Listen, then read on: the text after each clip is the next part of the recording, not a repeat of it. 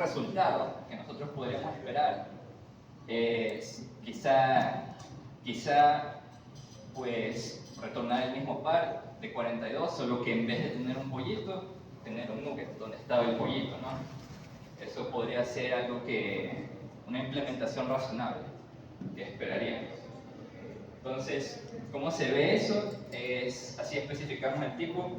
Decimos que nuestra función recibe un par de una cosa cualquiera.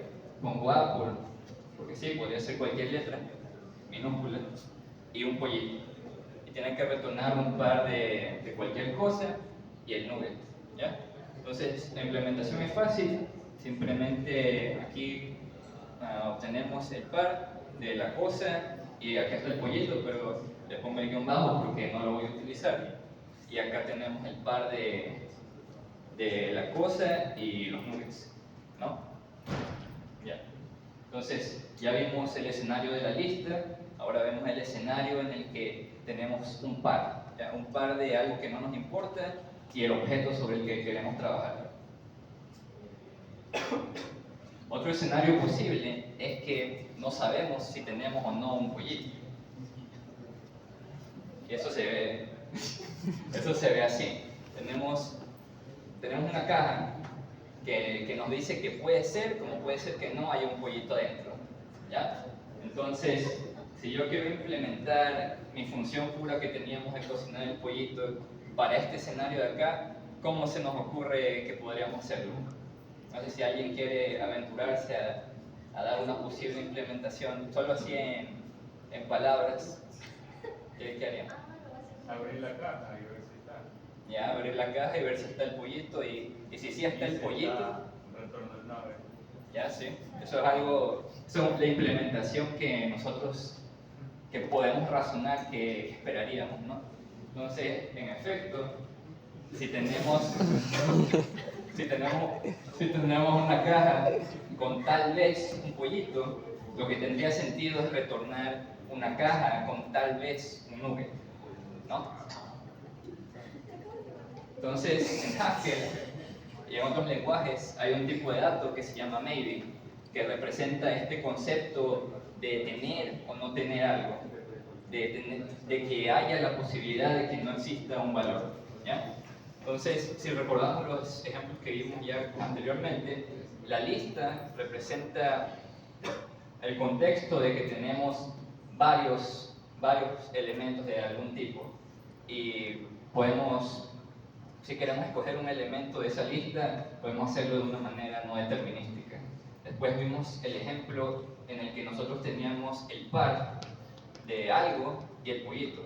Y ahora vemos el ejemplo en el que no sabemos si tenemos un pollito, ¿ya? Entonces quiero que vayan notando el patrón que tenemos de que a veces no es suficiente con trabajar explícitamente sobre un tipo de valores, sino que hay cierta propiedad que todos estos ejemplos comparten, que es que tienen el pollito en un determinado contexto, ¿ya? Entonces, bueno, hablando ya de la implementación de este ejemplo de acá, como dijo él, tenemos de que si la caja está vacía, representada por el constructor nothing de maybe, entonces simplemente retornamos nothing también. Si la caja tiene un pollito, pues lo que hacemos es retornar con este constructor just, que es la variante de maybe, que significa que sí, en efecto, tenemos algo en la caja del nugget. ¿Ya? Tiene sentido, ¿no? Ya. Entonces, ustedes pueden imaginarse que este escenario puede repetirse infinitamente. Podemos tener el pollito en miles de contextos diferentes. Y cabe preguntarse, ¿vale la pena escribir una implementación concreta por cada uno de estos contextos diferentes? La respuesta obvia debería ser que no, ¿no?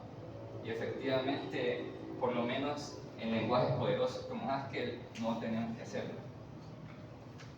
Entonces, para recapitular lo que hemos visto hasta ahora, tenemos nuestra función original, que es nuestra función pura que va de pollito a nuggets. Después tenemos nuestros escenarios, que son la función enriquecida en un cierto contexto, ¿ya? Entonces, la pregunta que deberíamos hacernos es, ¿hay alguna forma general de convertir una función de la forma de A a B en una función de la forma de f de A f de B, porque si se dan cuenta, acá tenemos de A a B, A es pollito, B es nugget, y acá tenemos f de A, f de B. La f varía, pero A y B siempre son lo mismo. Pollito y nugget, acá la f es lista, acá la f es un par de A, y acá la f es maybe. ¿Ya? La f representa el contexto en el que estamos trabajando. Entonces, para responder la pregunta, efectivamente existe una forma que en el mundo de la programación funcional se conoce como el functor. ¿Ya? Entonces, ¿qué es un functor? Un functor es una f que cuenta con una operación fmap. ¿Ya? Entonces, esta operación fmap lo que hace es tomar una función de a a b y elevarla al plano del contexto f, retornando una función de f de a f de b. ¿Ya? O también puede verse como que toma una función de a a b y un f de a, por ejemplo un maybe pollito, y retorna, y tiene la capacidad de automáticamente retornar un f de b. ¿Ya? Esta operación de acá también está incluida en la clase functor, pero no es importante hoy, pero la pongo para completar. Entonces, si se dan cuenta, esta operación fmap nos da la respuesta a lo que nos planteábamos en la diapositiva anterior, que es una forma general de poder elevar esta función al contexto de f. ¿Ya? Aquí imagínense que f es lista, que f es el par de a, o que f es maybe. ¿Okay? Entonces, ya con esto nosotros podemos aplicar fmap, este fmap, a cook, y tenemos la función que va de f de pollito a f de nuggets. ¿Ya? Entonces fíjense cómo el tipo de la función cook es de pollito a nuggets, de pollito a nuggets, y nos retorna de f de pollito a f de nuggets. ¿Ya? Entonces, bueno, para explicarle un poco la sintaxis, acá en el tipo de la función cook, yo lo que estoy haciendo es que estoy diciendo que esta función lo que me va a retornar es otra función que va de f de pollito a f de nuggets, pero que f tiene que ser un functor. ¿Ya? O sea, eso es lo que estoy diciendo ahí. Y gracias a este constraint que yo pongo acá, yo sé que hay una instancia de functor cuando yo estoy invocando la función, por lo que yo puedo usar esto. ¿Ya? Entonces, ya aquí ya obtuvimos nuestra función cookf súper general, ¿no? Ya, una pregunta algo que se pueden preguntar es, supongamos que tenemos cookf, pero tenemos un pollito sin contexto. Igual lo podemos aplicar porque hay un functor que se llama identity, que simplemente toma y retorna la misma cosa, ¿ya? Entonces, gracias a que tenemos esta función enriquecida, podemos aplicarla. Miren que la misma función funciona para todos estos contextos. Funciona para el pollito, para la lista de pollitos, para el par de pollitos y algo más, para el pollito que no sabemos si está o si está, y para el pollito que tampoco sabemos si está o si está, pero que sí está. ¿Ya? Entonces, fíjense cómo, o sea, si ustedes no supieran lo que está pasando aquí, parecería magia que yo una sola función pueda aplicarla en todos estos contextos diferentes. ¿Ya? Entonces, esto en los lenguajes que comúnmente se utilizan hoy en la industria, como Java, JavaScript, Python o cualquier otra cosa, se podría tratar de resolver utilizando polimorfismo dinámico, que es simplemente herencia. Pero en lenguajes funcionales, el tipo de polimorfismo que nosotros usamos se llama polimorfismo ad hoc, que es que utiliza las clases, como la clase que les enseñé, y crean instancias de esa clase. ¿Ya?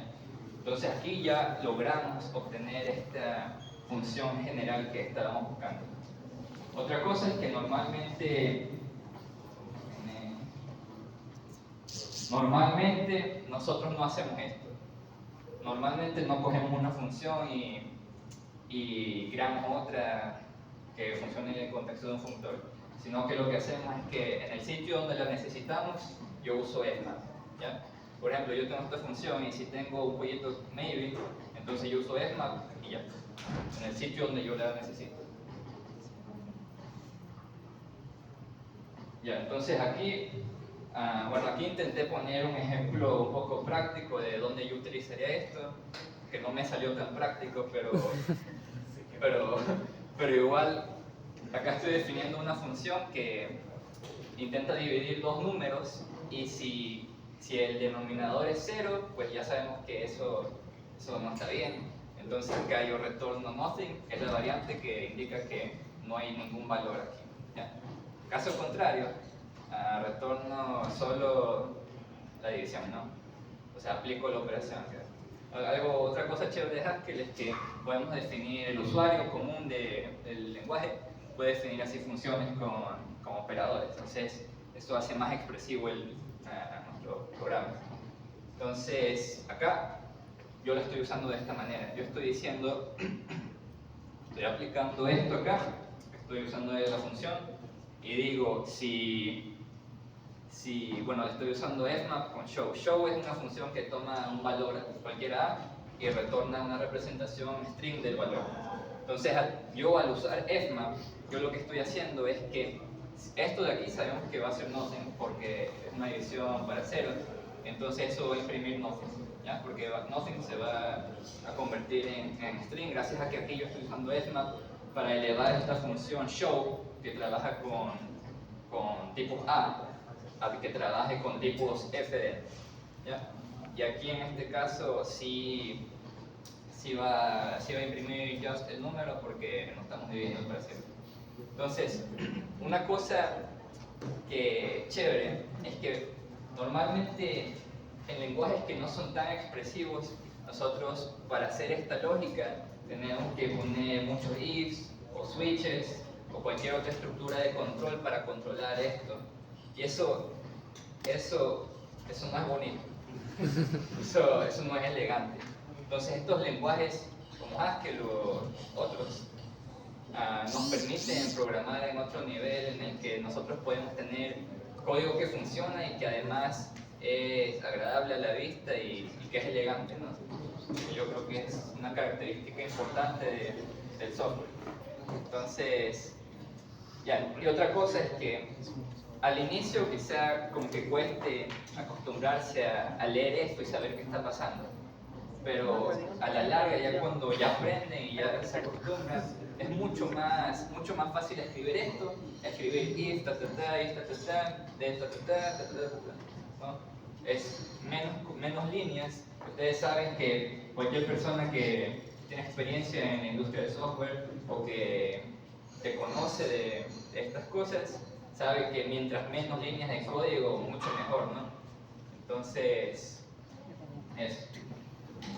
Ya, entonces para finalizar, voy a presentarles más o menos qué functores nosotros encontramos en otros lenguajes. Ya como vieron en los ejemplos, las listas son el tipo de functor más común que existe. Las listas existen en todos los lenguajes prácticamente.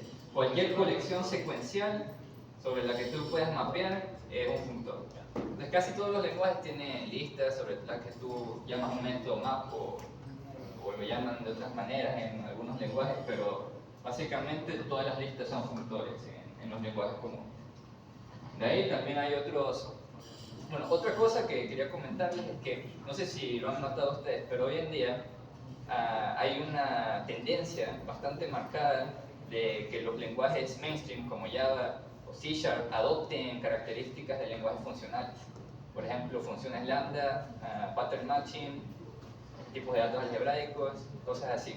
Entonces, yo creo que en general, bueno, yo no tengo experiencia en la industria todavía, pero por lo que yo he visto, yo siento que la industria está migrando un poco hacia el lado más funcional, ¿no? También con los nuevos frameworks que salen, que incitan al programador a programar de una manera más pura, sin tantos efectos secundarios y cosas así.